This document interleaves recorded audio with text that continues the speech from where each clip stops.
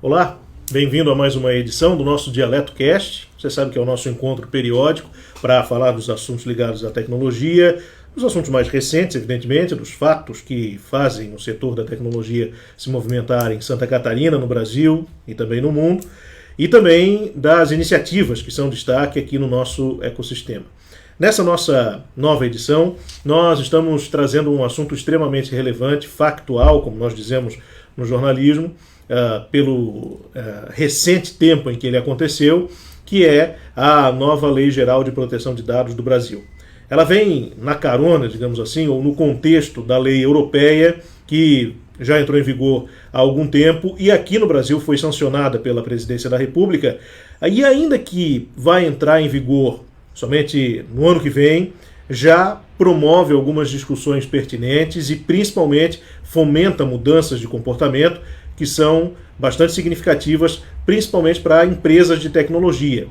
Elas terão que fazer algumas modificações interessantes e significativas na forma como lidam com os dados dos seus clientes e do público de uma maneira geral. Para a gente entender um pouco mais o que muda, nós convidamos um especialista para conversar aqui conosco, que tem duas áreas bastante ligadas nesse contexto. É o Cláudio Lócio, que é empresário do setor de tecnologia e advogado especialista em direito digital, direito 4.0, como muita gente tem chamado. Obrigado pela presença aqui, tudo bem? Tudo bom? Queria te agradecer muito a gentileza de conversar aqui conosco, com os nossos companheiros das redes sociais, da Dialeto, em mais essa edição do Dialeto Cast. E há poucos instantes, aqui fora do ar, nós conversávamos sobre as mudanças que a legislação, sobretudo brasileira, está promovendo. Eu, aliás, quero abrir a possibilidade para que você também participe aqui conosco, deixando suas perguntas, enfim, fazendo seus questionamentos, que no final a gente responde, principalmente dúvidas, né, relacionadas à mudança. Mas nessa nossa conversa eu pude perceber o seguinte: me parece que a palavra-chave de todo esse novo contexto de legislação brasileira é consentimento. Não vai ser permitido que as empresas tomem nenhuma atitude ou façam absolutamente nada com os dados dos seus clientes e das pessoas físicas, das pessoas naturais, sem que elas tenham previamente autorizado isso. É basicamente isso? Isso. É muito bom estar aqui colaborando com esse evento. E vamos lá. A questão do consentimento é realmente a base tanto da Lei Geral de Proteção de Dados Nacional, como você falou, sancionada nesses dias, e como também do Regulamento Geral de Proteção de Dados da Europa.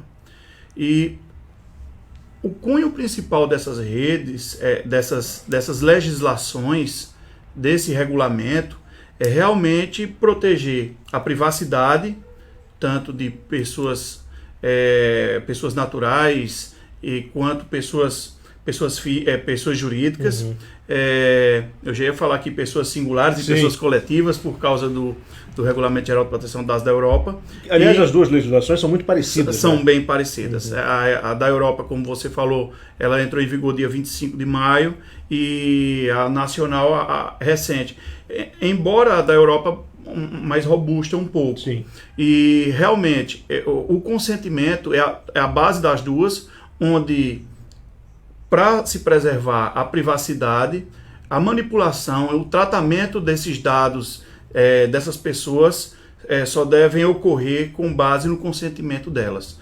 E esse consentimento deve ser envolvido da boa-fé, deve ter o envolvimento da vontade não viciada das partes, né? Ou seja, deve ser uma coisa pura, clara e buscando sempre o princípio da transparência. Caso contrário, esse consentimento ele se transforma, juridicamente falando, em um consentimento viciado, um consentimento que pode não ter o valor. Você usou bastante antes, enquanto nós conversávamos aqui fora do ar, e aí é interessante compartilhar essa informação com você também, que o principal objetivo da legislação é fazer com que as relações sejam de boa fé, de modo que algum comportamento que eventualmente venha a ser contestado juridicamente será analisado, e se houver a constatação que efetivamente houve boa-fé de ambos os lados, não se cometeu aí nenhuma irregularidade. Mas eu queria voltar a uma questão, e quem está nos acompanhando e é de empresas de tecnologia pode pensar nisso de uma maneira muito forte, é que alguns momentos de interação das empresas com os clientes, por meio de termos de uso, por exemplo, de políticas de privacidade, a própria boa-fé não fica muito clara. Esses termos pregam consentimento ou dão consentimento, mas estão ocultos no meio do texto, em textos longos, de difícil compreensão por parte do usuário, na maioria das vezes. Como é que a legislação prevê lidar com esse tipo de caso, de modo que esse consentimento seja dado de forma mais transparente? Pois é, esses termos entre a relação empresa-cliente, eles devem buscar a maior clareza possível, utilizando um texto claro, um texto fácil, e evitar termos que sejam termos que possam trazer ao cliente uma dúvida. E então a maioria esses novos contratos, esses novos termos, os novos processos dentro da empresa, da relação interna da empresa e da relação empresa-empresa ou empresa-cliente, eles devem obedecer a maior clareza possível, o mais breve possível. Um texto não precisa ser tão longo para poder atender isso aí, e deve ter inserido nos termos, nos contratos, a cláusula de consentimento, como previamente falamos. Aí realmente vai ser uma mudança no processo de criação contratual, de contextualização contratual. Esse contrato que a pessoa busca colocar a maior robusteza possível, aquele vai ter que ser reduzido, esses termos, onde a mesma robustez do contrato, feito com muitas laudas, ele deve ser contextualizado em poucas laudas, em uma linguagem mais clara possível, para o entendimento do seu cliente, né? Um entendimento da relação das partes. Nós estamos falando de uma lei que foi sancionada agora, mas entra em vigor ou começa a ter os seus efeitos práticos aplicados, me parece, no final do ano que vem, certo? Isso. Até lá, é tempo suficiente? Aí essa minha pergunta ela é mais direcionada para a tua condição de empresário e conhecedor da legislação brasileira. Para que as empresas se adequem, ou seja, dá tempo de até lá mudar procedimentos que por vezes estão já tão intimamente nos processos das empresas que talvez seja uma mudança muito grande? Dá tempo de fazer isso? Olha, culturalmente, o brasileiro, as pessoas não estão adequadas à tecnologia. E as mudanças vêm ocorrendo de uma maneira que, de certa forma, a educação é a base dessa mudança. Como também a educação é a base, a educação dos times a educação, é o que vai fazer essa lei vigorar. O Regulamento Geral de Proteção de Dados da Europa, ela vem enfrentando isso aí, que poucas empresas começaram a atender de acordo segundo o regulamento, porque muitas vezes não há o profissional qualificado, no caso lá tem um DPO, uma nova profissão aí que vai surgir para as empresas de tecnologia, para os gestores, para o próprio advogado, e lá está uma demanda muito grande e pouco profissional, que isso aí a gente vai enfrentar já quando a gente souber como é que vai ser, como é que vai funcionar essa agência reguladora, que ela foi vetada agora, mas possivelmente vai ser apreciada posteriormente em algo complementar. Então, essa adequação vai ser gradativa, o tempo sempre é curto, mas vai ser um desafio para as empresas. Esse desafio será o que vai fazer a divisão das empresas que vão continuar no mercado, das empresas que vão ter sucesso, mais sucesso, e das empresas que possivelmente vão se estagnar ou acabar por saindo do mercado em função dessa legislação. Então, vai ser um divisor de águas. Que práticas, Cláudio, nós estamos acostumados a ver as empresas praticando, executando, que deverão ser extintas ou pelo menos alteradas depois da entrada em vigor da lei, que procedimentos são os mais comuns? Eu estou falando aqui pensando, evidentemente, no usuário final, mas sobretudo para as empresas de tecnologia, que são as pessoas que eventualmente estão nos acompanhando agora também nessa transmissão, que elas já fazem e vão precisar fazer de uma maneira diferente. Pronto. O primeiro passo para se adequar à Lei de Proteção de Dados Nacional é começar a se adequar ao Regulamento Geral de Proteção de Dados da Europa. Por quê? Por uma ser bem equivalente à outra, de certa forma até mais robusta, você atendendo uma, você vai acabar atendendo as demais. Até porque também o ciberespaço ele une as soberanias, ele une os estados. Uhum. E o que é que ocorre? Várias empresas de tecnologia, às vezes, pode até não ter percebido, mas já deviam estar adequadas ao Regulamento de Proteção de Dados por ter dado de algum europeu, por ter dado de alguma empresa europeia, uhum. por ter clientes na Europa. Então já deveriam estar se adequando a isso aí. Não sabe-se como é que vai funcionar a questão do embate Europa-Brasil para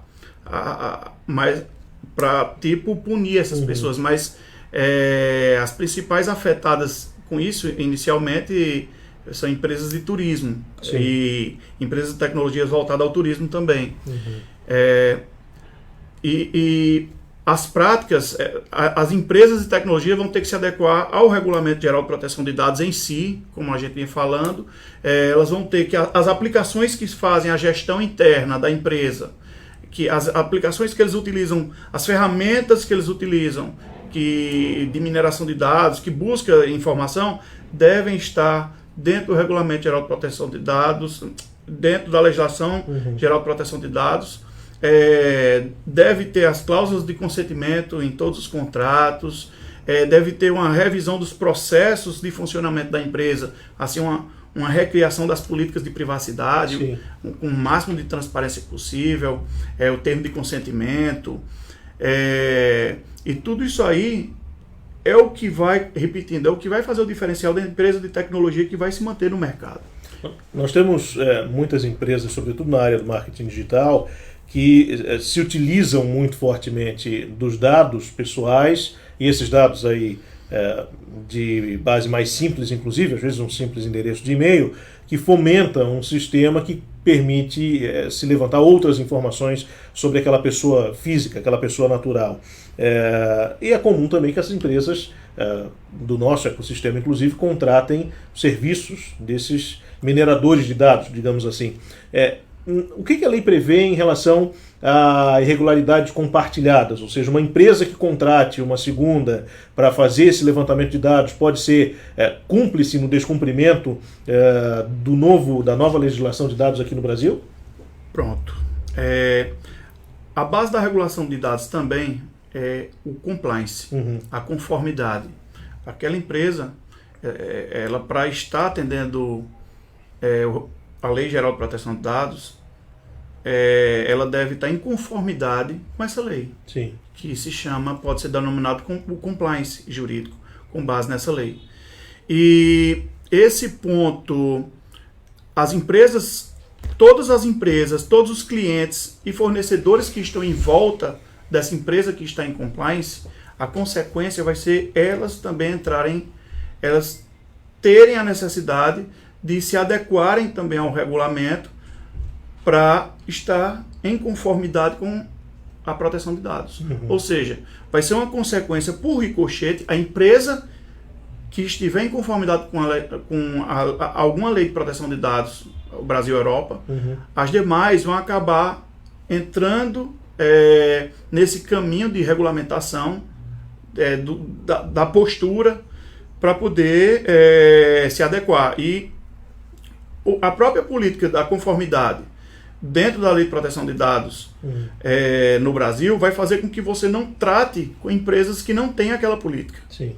Ou seja, se aquela empresa está ilegal, você não vai conseguir nem ser um coadjuvante da ilegalidade dela, que você não vai nem conseguir tratar com ela, para você estar em conformidade. Uhum. Quando nós falamos desses dados, né, que são utilizados e que são dados pessoais e que precisam ser tratados com bastante clareza, e você usou muito aqui a expressão do consentimento, que é fundamental para se relacionar com outras empresas.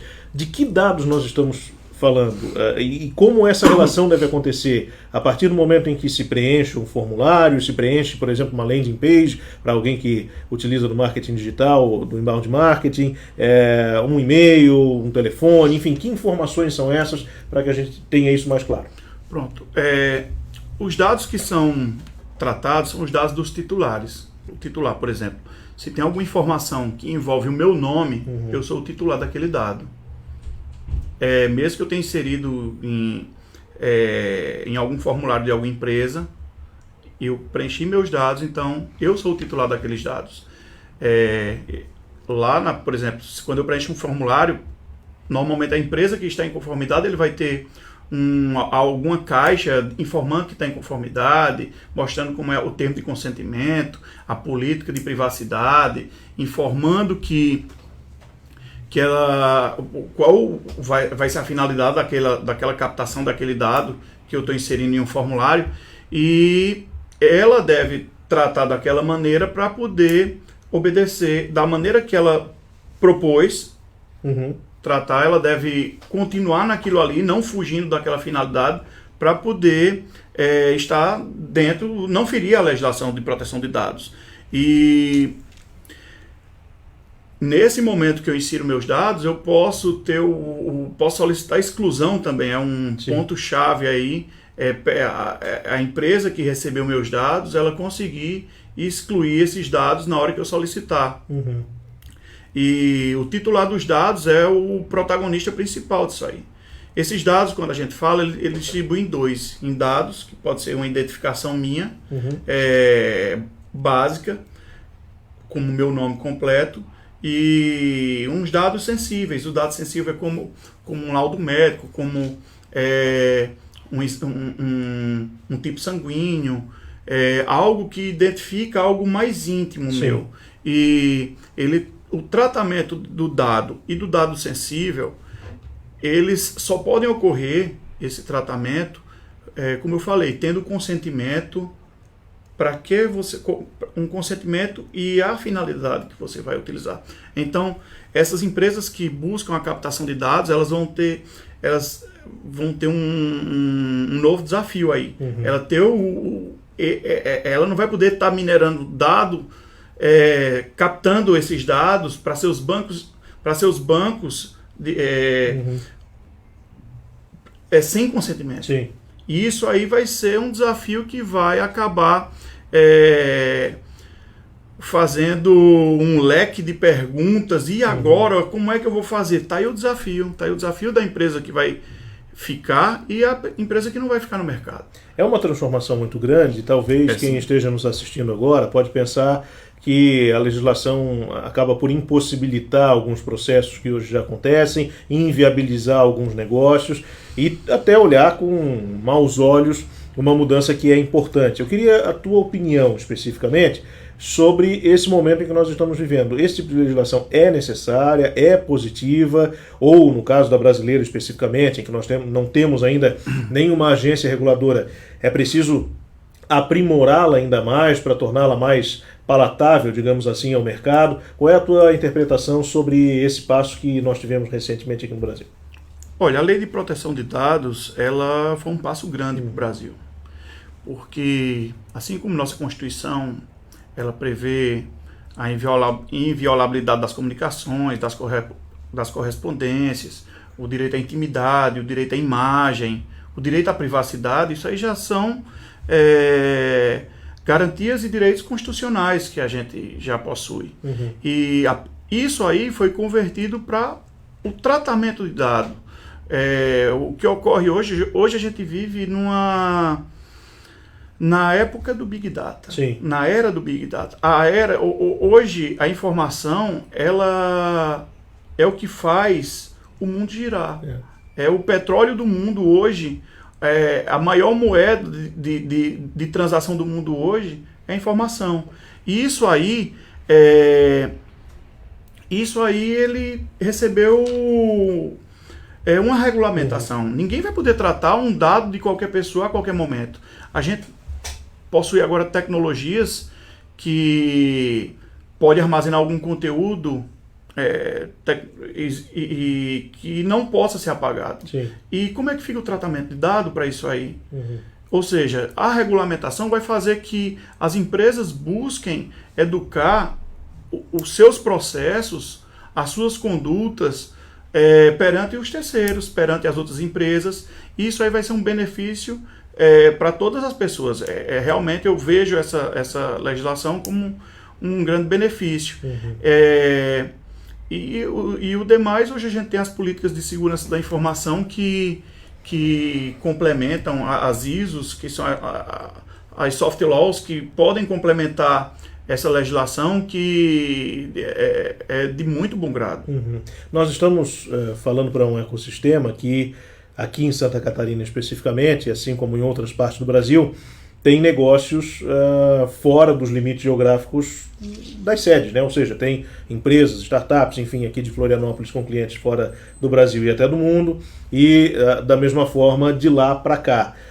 Isso pode causar algum tipo de dúvida, sobretudo no empreendedor, e aí eu gostaria também de te ouvir com relação a isso e prestar esse tipo de consultoria, no seguinte sentido: nós temos uma legislação europeia, uma legislação americana, por vezes mais branda, e uma legislação brasileira agora não em vigência, porém sancionada. A que lei a empresa deve obedecer? Pois é, se a gente está no Brasil, a empresa, ou a pessoa jurídica ou a pessoa física que está residente no Brasil, ela deve obedecer à Lei Geral de Proteção de Dados. E o que vai ocorrer vai ser um acordo de cooperação entre os estados.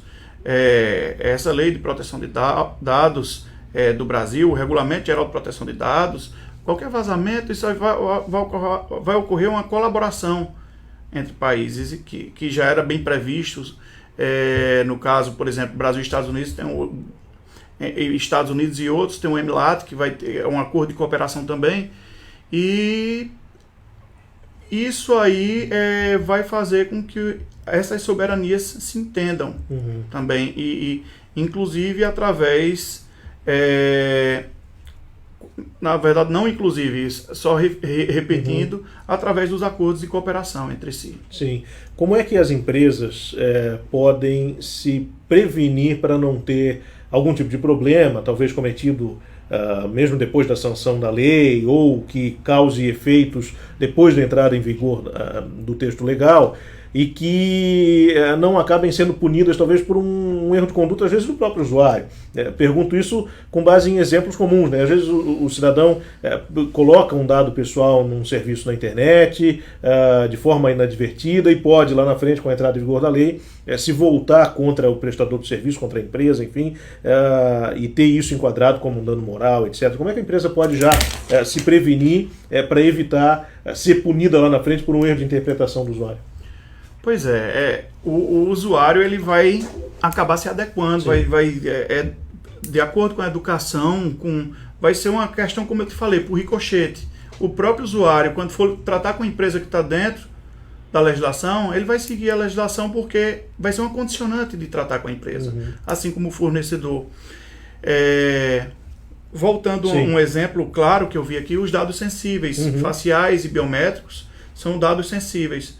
E isso aí hoje a gente se depara nas entradas dos estádios de futebol, que você faz um cadastro biométrico, faz uma foto, e como é que fica isso aí? Como é que vai ficar essas pessoas? Como é que vão fazer esse tipo de tratamento? Para onde é que está indo isso aí?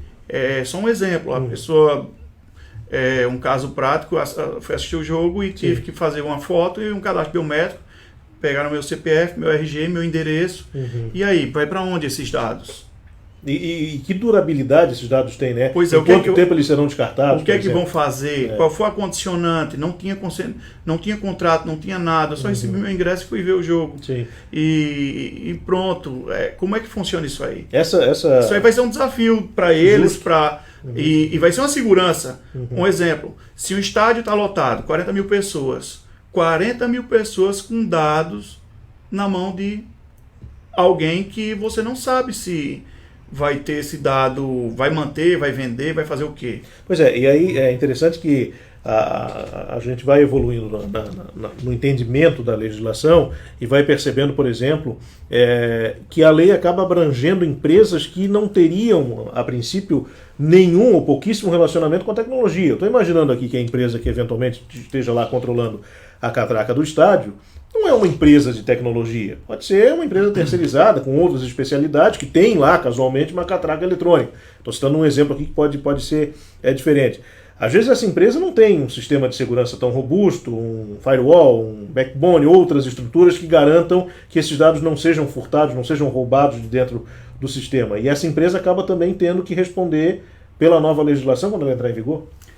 Pois é o tratamento, o tratamento desses dados deve obedecer à legislação. E as empresas que vão... a lei você não pode dizer que desconhece a lei.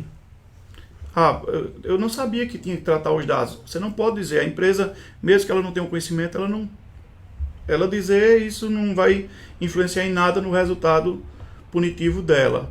E vão ter que se adequar sim. Sim. E vai ser uma consequência, isso aí vai ser uma questão tão evidente que o ideal é que a gente tenha um prazo aí. Por que uma empresa recebeu, por que uma legislação recebeu um prazo de vacatio tão longo? Que pode ser longo para outras legislações que saíram, mas para ela pode ser curto. Sim. Mas mesmo assim, comparado com outras legislações, foi longa. E para que esse prazo tão longo? Porque você mudar o processo de trabalho, um processo de coleta, mudar todos os contratos da sua empresa para se adequar a isso aí, é árduo, é um trabalho árduo. Sim. Né? E vai acabar impactando, a empresa está ascendendo de uma maneira, mas ela vai ter que dar uma paradinha nessa ascensão para poder se ajustar e ascender mais ainda, a ter uma curva de ascensão mais alta. Mudança até de mentalidade, né? Revisão de processos, enfim. Cláudio, eu queria agradecer muito a gentileza da tua participação aqui conosco, o Cláudio Lócio, que é, além de empresário, advogado, especialista em Direito Digital, Direito 4.0, que foi o nosso convidado de hoje aqui nessa edição do Dialeto Cast. Então, muito obrigado, Cláudio, pela gentileza. Foi um prazer conversar contigo. Certamente, dúvidas também a gente deve responder o próprio Cláudio nas próprias redes sociais da Dialeto. Obrigado pela sua companhia. A gente volta a conversar em mais uma edição futura do nosso Dialeto Cast. Até lá.